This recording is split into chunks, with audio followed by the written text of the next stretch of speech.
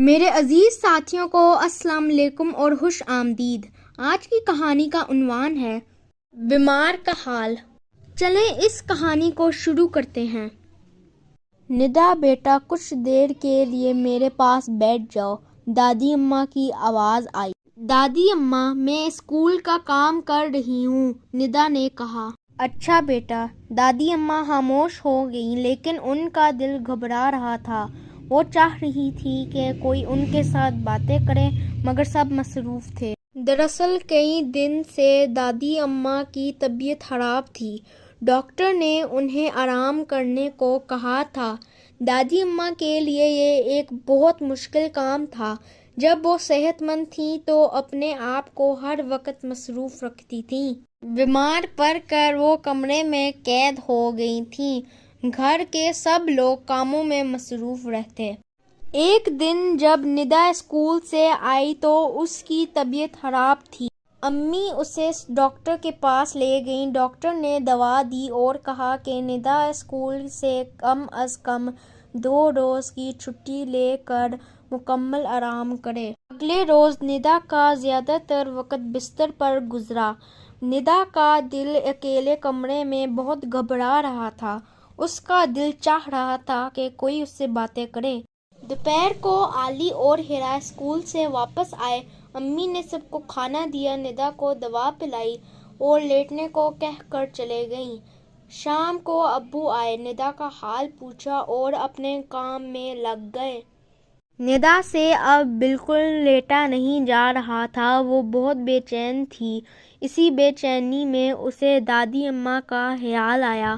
وہ 1 ہفتے سے بیمار تھیں۔ ندا نے سوچا، دادی اماں بیچاری کس طرح وقت گزارتی ہوں گی۔ ہم میں سے کوئی بھی ان کے پاس نہیں بیٹھتا، وہ ہمیں بلاتی بھی ہیں، لیکن کیوں نہ میں دادی اماں کے پاس ہی لیٹی رہوں۔ یہ سوچ کر وہ دادی اماں کے کمرے میں آ گئی۔ دادی اماں نے اسے پیار کیا، اس کا حال پوچھا، اسے اپنے پاس لٹایا۔ اب دادی اماں کے ساتھ اس کا وقت بھی اچھا گزرنے لگا۔ دونوں باتیں کرتی، دادی اماں ندا کو کہانی سناتی، کبھی ندا بچوں کے رسالے سے کہانی پڑھتی۔ 2 روز میں ندا کی طبیعت ٹھیک ہو گئی، وہ اسکول جانے لگی۔ اب ندا اسکول سے آتی تو دادی اماں کے ساتھ کچھ وقت ضرور گزارتی، انہیں اسکول کے قصے سناتی۔ ندا کی دیکھا دیکھی علی اور ہیرا بھی دادی اماں کے پاس بیٹھتے اور باتیں کرتے۔ دادی اماں بھی خوش رہتیں، اب وہ تیزی سے صحت یاب ہو رہی تھیں۔ میرے عزیز ساتھیوں کو السلام علیکم اور خوش آمدید۔ آج کی کہانی کا عنوان ہے اچھی یادیں۔ چلیں اس کہانی کو شروع کرتے ہیں۔ 30 مئی 2007 بدھ۔ آج 5ویں جماعت کا اسکول میں آخری دن تھا۔ اسکول میں الوداعی پارٹی کا بہت ہنگامہ رہا۔ ان بچوں کو میں نرسری سے پڑھاتی آ رہی ہوں۔ مجھے اس کلاس کے سبھی بچے عزیز ہیں، لیکن چند بچوں کو میں کبھی نہ بھول پاؤں گی، خاص طور پر یوسف اور ارم۔ آج یہ دونوں بچے مجھ سے ملنے آئے۔ ارم اب لڑکیوں کے اسکول میں جا رہی ہے، جبکہ یوسف نے بتایا کہ وہ واپس جا رہا ہے۔ آج یوسف کو دیکھ کر مجھے اسکول میں اس کا پہلا دن یاد آ گیا۔ میرا جی چاہ رہا ہے کہ میں 7 سال پہلے کی ڈائری کھول کر دیکھوں۔ 25 ستمبر 2000 پیر۔ آج میری کلاس میں ایک نیا بچہ یوسف آیا ہے۔ اس کا تعلق نائجیریا سے ہے۔ اس کا رنگ گہرا اور بال گھنگریالے ہیں۔ کلاس میں آتے ہی پہلے تو وہ خاموش بیٹھا رہا، پھر آہستہ آہستہ اس نے شرارتیں شروع کر دیں۔ میں حیران ہوں کہ چھوٹے بچے کتنی جلد دوستی کر لیتے ہیں۔ ان کے نزدیک رنگ، نسل اور زبان کی کوئی اہمیت نہیں ہوتی۔ آج یوسف نے سب ہی بچوں کو اپنا دوست بنا لیا۔ ارم میری بہت اچھی شاگرد ہے، لیکن آج نہ جانے کیا بات تھی کہ اس نے مجھے بہت ستایا۔ سارا دن روتی رہی، پوچھنے پر بھی کچھ نہیں بتایا، شاید اس کی طبیعت خراب تھی۔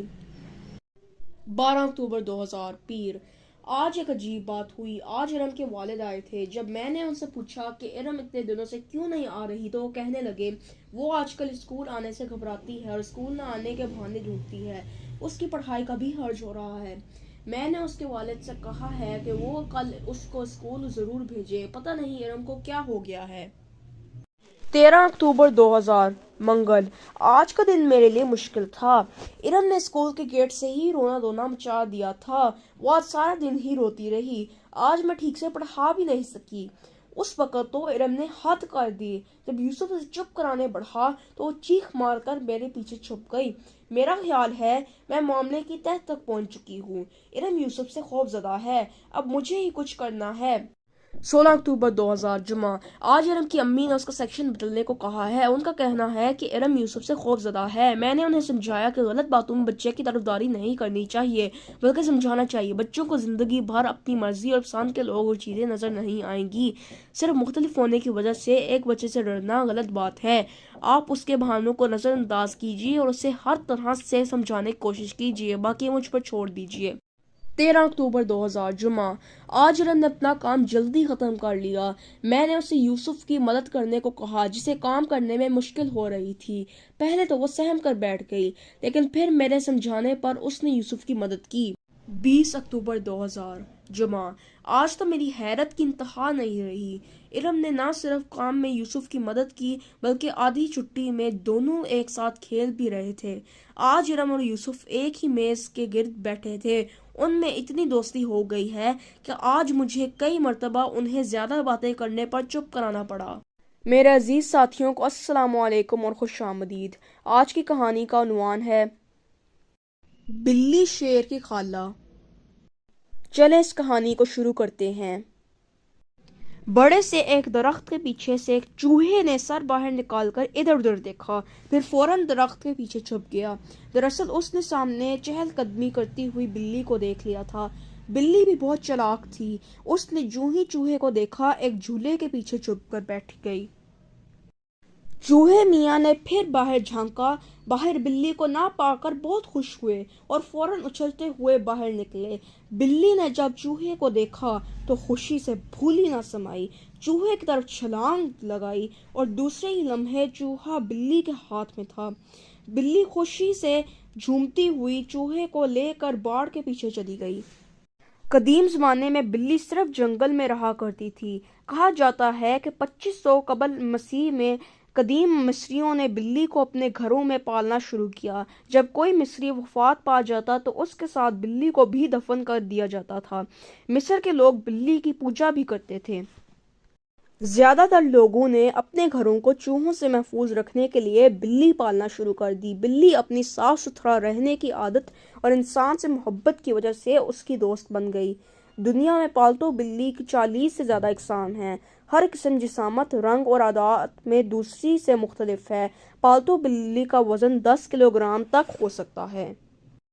بلی کی سونگھنے کی حس بہت تیز ہوتی ہے، اسی وجہ سے وہ اپنے شکار کو جلد تلاش کر لیتی ہے۔ کانوں کی مخصوص بناوٹ کی وجہ سے وہ اپنے ارد گرد کی آوازوں کو آسانی سے سن سکتی ہے۔ بلی اندھیرے میں بھی دیکھ سکتی ہے۔ جب اندھیرے میں اس کی آنکھوں میں روشنی پڑتی ہے وہ چمک اٹھتی ہیں۔ بلی زیادہ تر رات کو شکار کرتی ہے، اپنے تیز اور نوکیلے دانتوں سے خوراک کو کاٹتی ہے اور باریک کر کے نگل لیتی ہے۔ اس کی کھردری اور سخت زبان شکار کا گوشت ہڈیوں سے جدا کرنے میں مدد دیتی ہے۔ بلی اگرچہ پانی سے بہت ڈرتی ہے لیکن بہت صفائی پسند ہے۔ فرصت میں وہ اپنا چہرہ اور جسم اپنے سامنے والے پنجوں اور زبان سے صاف کرتی رہتی ہے۔ وہ صاف اور نرم جگہ پہ سونا پسند کرتی ہے۔ یہ کسی بلی کی نہیں بلکہ ایک جنگلی بلے کی تصویر ہے جو زیادہ تر جنگلوں میں چھپ کر رہتا ہے۔ یہ عام طور پر پرندوں کا شکار کرتا ہے، تاہم خرگوش اور ہرن کا شکار بھی کر لیتا ہے۔ یہ کافی پھرتیلے جسم کا مالک ہوتا ہے۔ اس کی لمبائی 26 سے 130 سینٹی میٹر تک ہو سکتی ہے۔ جنگلی بلہ زمین میں یا غاروں میں گھر بناتا ہے۔ پہاڑوں میں رہنے والے جنگلی بلے کے جسم پر بہت زیادہ بال ہوتے ہیں۔ پہاڑی لوگ اس بلے کے بالوں سے اپنا لباس بناتے ہیں۔ بلی کا شیر سے بہت قریبی رشتہ ہے، اسی لیے بلی کو شیر کی خالہ کہا جاتا ہے، یعنی شیر بلی کے ہی خاندان کا ایک رکن ہے۔ ببر شیر کے نام سے سارا جنگل کانپتا ہے۔ وہ جب دھاڑتا ہے تو اس کی آواز 8-9 میل تک سنائی دیتی ہے اور جنگل کے سب جانور سہم جاتے ہیں، اسی لیے تو اسے جنگل کا بادشاہ کہا جاتا ہے۔ عام بلی کے مقابلے میں ببر شیر کا جسم، خاص طور پہ اگلا حصہ، بہت طاقتور، نیچے بڑے اور تیز، جبکہ جبڑے زیادہ مضبوط ہوتے ہیں۔ ببر شیر کا وزن 100 سے 250 کلوگرام تک ہو سکتا ہے۔ جبکہ لمبائی 250 سینٹی میٹر اور دم کی لمبائی 100 سینٹی میٹر ہوتی ہے۔ شیر کی خوراک کا زیادہ تر انحصار شکار پر ہوتا ہے۔ شیر مل کر یا اکیلے اکثر رات کو شکار کرتے ہیں۔ وہ چھپ کر بیٹھ جاتے ہیں۔ جب شکار ان کے قریب آ جاتا ہے تو وہ تیزی سے اس پہ حملہ آور ہوتے ہیں اور اسے بے بس کر کے گرا دیتے ہیں۔ ان کا شکار جنگلی بھینسیں، ہرن، زیبرے اور خرگوش وغیرہ ہوتے ہیں۔ ایک شیر ایک دن میں تقریباً 5 کلو گرام تک گوشت کھاتا ہے۔ پھر اسے کئی دن تک کھانے کی ضرورت نہیں رہتی۔ وہ کئی دن تک سویا رہتا ہے۔ جب شیر کو شکار نہ ملے تو دریا یا ندی سے مچھلیاں اور مینڈک کھا کر گزارا کر لیتا ہے۔ عام طور پر شیر کسی انسان پر حملہ نہیں کرتا، لیکن اگر شیر بوڑھا یا بیمار ہو تو وہ انسان پر بھی حملہ کر سکتا ہے۔ شیر کے بچے بہت خوبصورت ہوتے ہیں۔ ان کے نرم نرم بھورے رنگ کے بال انہیں جھاڑیوں میں چھپنے میں مدد دیتے ہیں۔ شیر کے بچے 8 ماہ کی عمر میں شکار کرنا سیکھتے ہیں اور 11 ماہ کی عمر میں اچھے شکاری بن جاتے ہیں۔ پرانے ڈھانچوں سے پتہ چلتا ہے کہ شیر تقریباً 10,000 سال پہلے بھی موجود تھا، لیکن جنگلات میں کمی اور شیر کے شکار کی وجہ سے اب بہت کم شیر باقی رہ گئے ہیں۔ اس وقت افریقہ میں 1 لاکھ اور بھارت کے جنگلات میں صرف 300 کے قریب شیر زندہ رہ گئے ہیں۔ دنیا کا سب سے تیز رفتار منی جانور چیتا بھی بلی برادری کا ایک رکن ہے۔ چیتا ایک مضبوط اور لچکدار جسم والا جانور ہے جس کی ٹانگیں پتلی اور لمبی ہوتی ہیں، جبکہ کمر میں خاص لچک ہوتی ہے۔ شکار کے پیچھے بھاگتے ہوئے اپنے جسم کو ضرورت کے مطابق سکیڑنے اور پھیلانے کی خاص صلاحیت رکھتا ہے۔ عام طور پر چیتے کی لمبائی تقریباً 114 سینٹی میٹر تک ہوتی ہے، جبکہ دم 60 سینٹی میٹر سے 79 سینٹی میٹر تک لمبی ہو سکتی ہے۔ تیز دوڑتے ہوئے وہ اپنی لمبی دم سے جسم کا توازن قائم رکھتا ہے۔ چیتا شکار کرنے کے لیے چھپ کر بیٹھ جاتا ہے اور جب شکار اس کے قریب سے گزرتا ہے تو وہ اس پر حملہ کر کے پکڑ لیتا ہے، حتیٰ کہ شکار کا دم گھٹ جاتا ہے اور پھر وہ اسے آرام سے کھاتا ہے۔ خرگوش، ہرن اور جنگلی بکرے اس کا شکار بنتے ہیں۔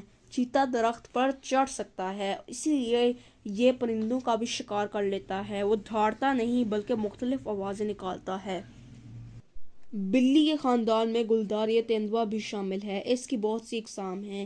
ہر قسم عادات اور شباہت میں دوسری سے مختلف ہے، مثلاً ایشیانی گلدار اور برفانی گلدار۔ تیندوا عام چیتے کے مقابلے میں زیادہ طاقتور ہوتا ہے۔ اس کا جسم بھاری اور ٹانگیں پتلی ہوتی ہیں۔